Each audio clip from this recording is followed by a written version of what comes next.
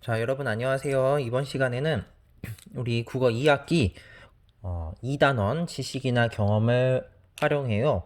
7번째 시간입니다. 그래서 지식이나 경험을 활용해 함께 글 고치기인데요. 대부분의 글 쓰는 사람들이 글을 한 번만 쓰고 끝내는 게 아니에요. 그래서 여러분들 뭐 간단한 동화책이라고 해도 쓰고 나서 굉장히 여러 번 자신의 글을 다듬고 고치는 일이 굉장히 많습니다. 그래서 작가님들도 그렇게 자신의 글을 자주 고치고 수정하고 좀 더 보완을 하는데 우리라고 안 그럴 순 없잖아요. 오히려 우리가 더 그렇게 해야 될지도 몰라요. 글 쓰는데 조금 더 생소한 그런 환경에 놓여 있는 사람들이니까. 그래서 이번 시간에는 글을 어떻게 고쳤을지에 대해서 좀 이야기를 나누어 보도록 하겠습니다. 그래서 지식이나 경험을 활용해 함께 글을 고칠 때 필요한 평가표를 한번 만들어 보도록 하겠습니다. 그래서 이런 것들을 여러분들이 만들어 놓으면 이런 기준대로 내가 글을 읽어보고 고칠 점이 있는지 없는지 확인하기 굉장히 유용합니다. 그래서 첫 번째 내용은 지식이나 경험을 활용해 함께 글을 고치면 좋은 점에 대해서 이야기를 좀 나눠보도록 하겠습니다. 첫 번째로 배운 지식을 활용하면 글의 내용을 더 정확하고 자세하게 나타낼 수 있어서 좋아. 결국 배운 지식을 충분히 활용해서 글의 내용을 확인해 보라는 뜻이죠. 두 번째, 서로의 경험을 활용해서, 그러니까 상대방의 경험에만 너무 치중해 있다기보단 상대방의 경험과 그와 관련된 나의 경험까지 같이 활용을 한다면 고쳐쓰기에 조금 더 도움이 될 것이라는 이야기죠. 그리고 세 번째로는 이거는 아마 많은 친구들이 공감할 거예요.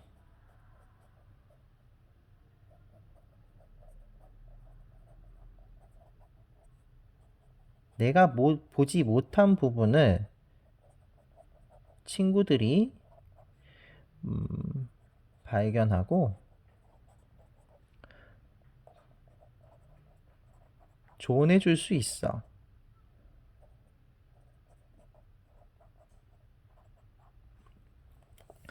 보통 자기가 쓴 글은 자기가 여러 번 읽어도 잘못된 부분, 미안합니다.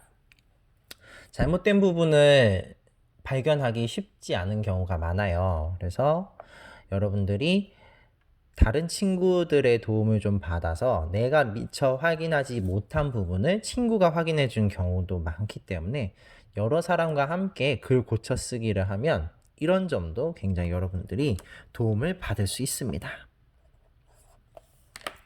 그래서 여러분들이 이제 82쪽 평가 기준으로 평가표를 한번 만들어 볼 텐데 여긴 지금 모동 활동으로 되어 있는데 안타깝게도 지금 우리가 학교에 나와서도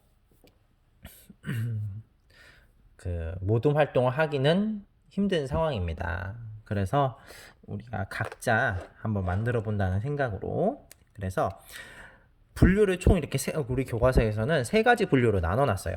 내용, 조직, 표현. 그래서 내용으로 봤을 때, 자, 자세히 풀어 썼는가? 저번에도 말했지만, 내가 겪은 일이기 때문에 나는 알고 있지만 내 글을 읽는 사람은 잘 모를 수도 있어요. 그래서 자세히 풀어 써주는 것이 좋습니다. 자, 언제나 항상 중요한 거죠. 글의 내용은 정확해야 돼요. 그리고 이런 내용도 보면 좋죠. 남이 읽었을 때 어떤 내용인지 이해하기 쉬운가? 내가 다른 사람이 읽었을 때 이해하기 쉽도록 잘 썼는가를 확인해 보라는 뜻입니다. 또 조직 같은 경우에는 글의 내용에 따라 자 문단을 나누었는가. 여러분 글 쓰다 보면 문단을 어떻게 나눠야 되는지 어려워하는 친구들이 있는데 가장 확실한 건 그거예요. 문단당 내용은 한 가지예요. 예를 들어서 놀이동산에 갔어요. 그런데 내가 바이킹을 탔어요. 그 다음에 또 후룸라이더를 탔다고 해봅시다. 그러면 바이킹을 탔을 때의 문단 따로 내용 한 가지니까. 그리고 후룸라이더를 탔을 때 문단을 또 나눠야 돼요. 이 둘을 합치는 게 아니라. 그래서 이런 식으로 문단당 한 문단에 중심 내용이 한 가지씩 들어가도록 문단을 나눠야 돼요. 그 얘기고요. 그리고 처음, 가운데, 끝으로 나누었는가. 보통 글은 다 이런 순서를 갖고 있어요. 처음, 가운데, 끝. 그래서 처음에는 뭐 내가 왜 놀러를 가게 됐는지, 놀러 가는 과정에 대해서 간단하게 설명을 한다면, 가운데 부분은 그 놀러 갔을 때 체험했던 일들을 중심으로 길게 쓰고, 끝 부분은 그 체험한 일에 대한 전체적인 감상. 물론 감상은 가운데 부분에도 당연히 들어가야 돼요. 그 순간순간 느낌이나 감상을 적어주는 게 가장 좋습니다. 이런 식으로 처음, 가운데, 끝으로 나누는지 확인해 보면 좋고요. 그리고 사실과 의견. 여기서는 여러분들의 뭐 생각도 되겠고요. 을 구분해서 썼는가. 이 내용을 볼 수가 있습니다.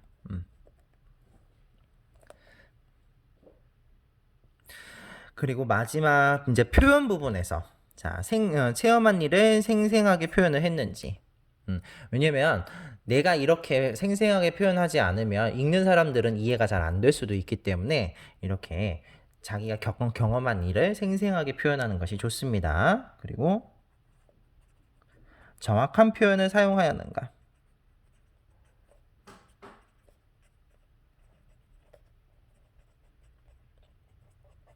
특히 뭐 비속어나 이런 것들은 사용하면 읽는 사람이 못 알아듣는 경우가 많습니다. 그리고 알기 쉬운 표현을 사용했는가.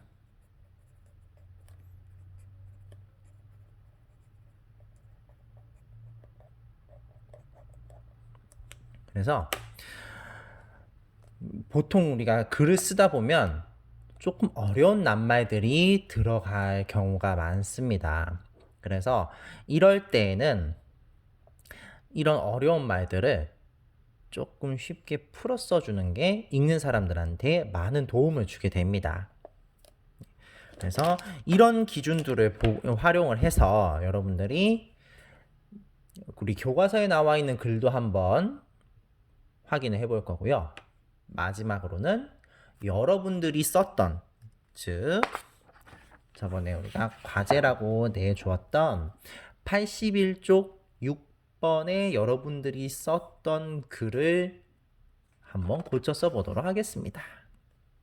그래서 이번 시간에는 우리 교과서에 나와 있는 글을 한번 같이 보면서 친구들은 어떤 점을 고쳐야 한다고 생각했는지 간단하게 확인해 보도록 하겠습니다.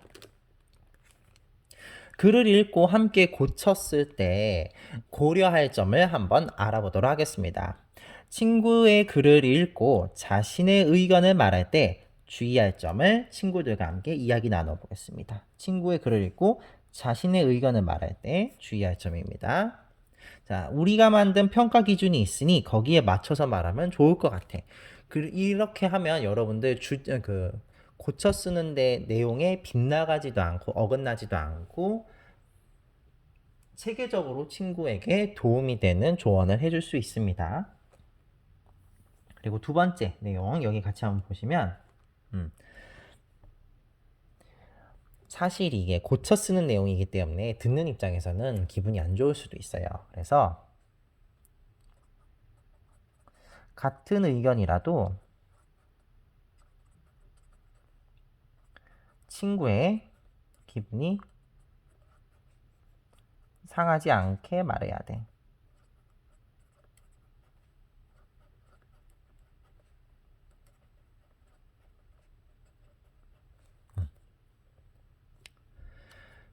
야, 이런 것도 틀리냐? 이게 아니라 이런 거는 이렇게 고쳤으면 좋지 않을까라는 방법으로 이야기를 하면 듣는 사람도 거부감이 없겠죠. 자, 그리고 우리가 좋은 점을 플러스라고 이야기를 하고 고쳐야 될 점을 마이너스로 만약에 생각을 한다고 봅시다. 그러면 마이너스를 10개 얘기하면요. 아무리 고쳐야 될 좋은 의도를 한 얘기이지만 이 얘기만 들으면 기분이 안 좋겠죠. 그래서 실제로 대화의 기법 중에도 들어가는데 이 플러스와 마이너스의 비율은 어느 정도 1대1로 맞는 게 좋다고 합니다. 그래야 듣는 사람도 거부감이 덜 하대요. 여기서도 마찬가지예요. 그래서 고칠 점과 함께 좋은 점도 같이 얘기해 주는 거예요.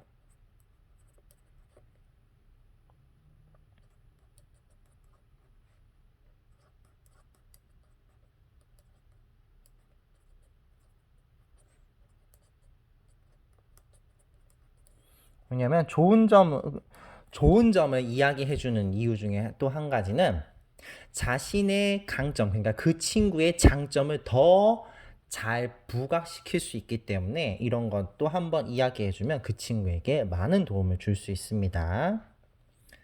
자, 그럼 지금부터는 여러분들이 잠시 영상을 멈추고 가와 나의 글을 한번 읽어보도록 하세요. 읽은 다음에 뒷면을 보셔야 여러분들이 쉽게 이해할 수 있습니다.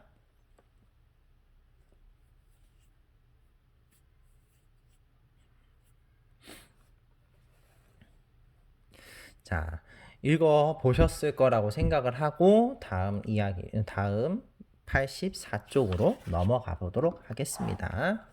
여러분들이 이제 글을 읽었다고 생각을 하고 이제 뒷면을 넘기시면은 이제 이런 내용들이 나옵니다.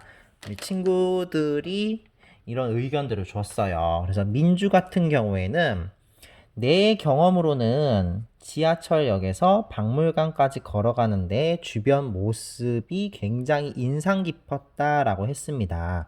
아까 여기 여기 두 번째에서도 봤지만 서로의 경험을 활용하면 더 좋다 그랬죠. 그러니까 이 83쪽 가에 글을 쓴 친구 외에 민주 친구도 이런 비슷한 경험이 있어서 자신의 경험을 봤을 때는 이런 것도 덧붙여주면 좋지 않을까 하는 거예요. 그래서 민주는 자신의 경험을 활용해서 좀 더 생생하게 표현해줬으면 좋겠다라고 의견을 준 겁니다. 글쓴이가 이 글을 본다면 아 그렇구나 나도 좀 더 자세하게 써볼까 생각할 수 있겠죠. 동호 같은 경우에는 문장 중간중간에 감상을 넣어주면 글쓴이가 어떻게 느꼈는지 알 수 있어서 좋을 것 같다. 항상 선생님 수업 영상에 강조하는 내용이지만 감상은 중간중간 들어가는 게 가장 좋아요. 그리고 가장 편하고요. 그때그때의 감정을 그대로 표현하는 거기 때문에 읽는 사람들도 조금 더 실감나게 느낄 수 있습니다. 사실을 다 쓰고 맨 마지막 그 뒷부분에 의견을 쫙 쓰면요. 두 개가 매치가 잘 안 되는 경우가 많아요. 그래서 경험한 내용을 쓰고 바로 그 뒤에 경험한 내용에 대한 감상을 붙여주면 여러분들도 헷갈리지 않고 읽는 사람들도 글쓴이의 감정을 그때그때마다 느낄 수 있기 때문에 좀 더 이야기에 집중할 수 있습니다. 좋은 내용입니다. 이런 것도 여러분들 참고해 보시면 좋아요. 내 글에는 이렇게 되어 있는가. 그리고 세 번째, 발끝이 닿는 장소보다는 발길이 닿은 장소가 더 자연스럽다. 이거는 그렇죠. 이거는 이제 어휘 그리고 어법 그리고 뭐 이것까지는 아니지만 지금 이 상황은 아니지만 여러분들이 또 보셔야 될 게 맞춤법. 네.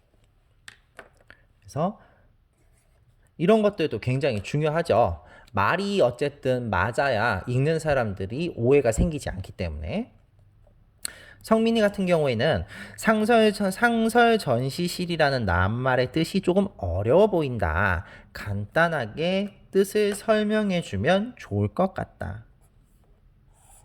그래서 우리 아까 82쪽에 평가표에 표현 중 세 번째, 알기 쉬운 표현을 사용했는가. 그러니까 상설전시실은 사실 이름이기 때문에 이거를요, 다른 말로 풀어 쓰는 건 좀 어렵지만 대신에 이제 성민이가 제시한 거는 그러면 낱말 뜻을 좀 설명해 주면 좋지 않을까? 이런 거죠. 필요합니다. 왜냐면 내가 쓴 낱말을 이해할 수 있는 수준의 사람들이 읽는 건 아니잖아요. 누가 읽을지 모르니까 설명해 주는 게 훨씬 더 좋습니다. 유언. 그의 나에서 한글을 설명할 때 4학년 1학기 때 배운 훈민정음 해례본 내용도 함께 설명하면 읽는 사람이 이해하기 쉬울 것 같아. 첫 번째 내용입니다. 82쪽. 배운 지식을 활용하면 글의 내용을 더 자세하고 정확하게 이해할 수 있다. 이 내용입니다. 그래서 1학기 때 배운 나의 기존 지식이에요. 내가 이미 알고 있는 지식도 활용해주면 더 좋겠다는 이야기입니다. 이런 것들이 이제 여기에 들어갈 텐데, 5친구가 이렇게 이 글을 읽었을 때 각각의 의견을 제시를 해줬습니다.